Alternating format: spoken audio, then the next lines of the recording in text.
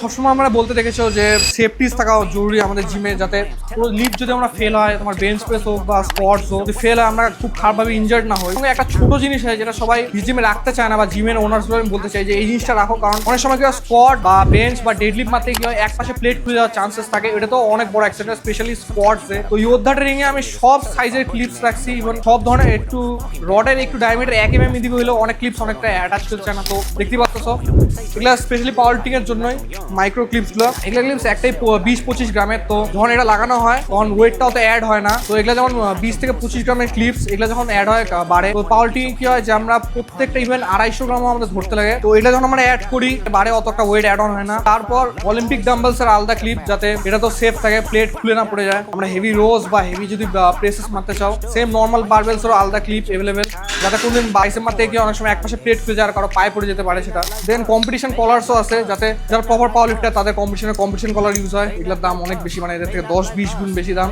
তো এগুলোও আছে। তো স্পেশালি স্কোয়াটস মারার সময় ক্লিপস লাগাও। আর যদি তোমার জিমে ক্লিপস না থাকে, নিজের থেকে পার্সোনালি একটা কিনে নাও, বেশি দাম পড়ে না, 250-500 টাকা এরকম পড়ে যায়।